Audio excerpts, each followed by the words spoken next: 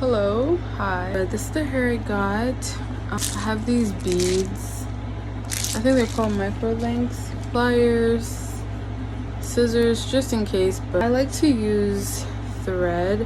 So this is weaving thread, and what I do is I put a little bead at the end and I squeeze it down so the other beads that I put on don't slide off. But you can also use the tiny crochet hooks. It's so small. I'm more comfortable with the string because you can add more hair in there without it getting tangled. So you see the beads are on there like that. Separate the hair into 3. I added 4 to 5 pieces of curly hair to each lock.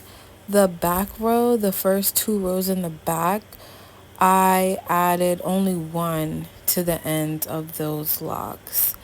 And this is how I'm doing it. I'm using the string. I feel more comfortable with the string. I crocheted the curly hair through the lock, and then I pull the curly hair through the bead using the string. I hold the bead and then I pull the string and it pulls the hair out. And then I clamp it shut with the pliers, and that straight end right there, I'm gonna cut it off. This is the skinny lock there that I'm tapping. That's mine. That's my faux lock. And then there's the other fatter lock. So I'm showing you on the fatter lock that it's a lot easier to just crochet it in and hide it in the lock, like how you would do if you crochet your locks and then you pull your braid through the lock to hide it. So this way, like if you have fatter locks, you can just hide the bead in the fatter lock without having to wrap anything. I'm showing you with blonde hair so you can see what I'm doing. I'm pulling the hair through the thread. It's weaving thread. And then I'm going to pull the bead up to meet with the curly hair. And then I'm going to hold the bead and pull the string. And it pulls the hair through, as you can see. I'm going to show you again.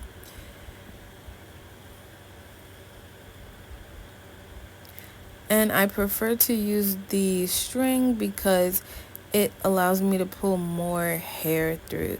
The crochet hook, the tiny crochet hook, it doesn't allow me to pull this much hair through. You have to use like a thin amount. And a regular crochet hook, the beads don't fit on, the latch is too big. And I'm so sorry you have to see that. I could not find where I put my pliers. I had hid them from my daughter and I forgot. So I hid them from myself too. So I don't know where all my hair stuff is at. I gotta find it. So now I'm gonna hide the bead. It's a lot easier on the fatter locks. And my hands are ashy because I washed my hands and I just came to record. But you can go to thesauce.com. That is my website to purchase body butter and all that good stuff. Okay, I do make body butters. My hands are not ashy all the time. They're just ashy right now, okay? And this is me showing you with the tiny crochet hook.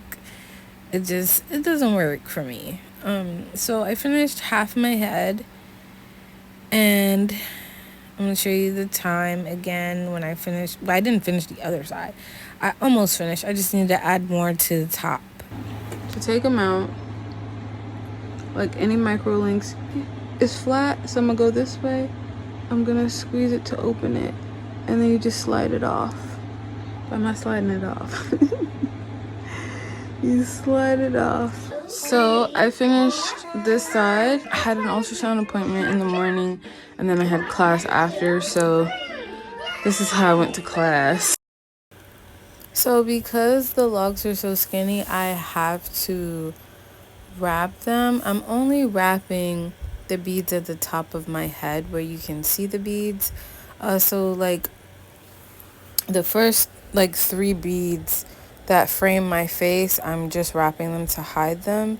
And the beads on the ends of the locks, I did not wrap them. I I feel like you can't see them anyway, and if you do, just pretend they're lock crystals, okay?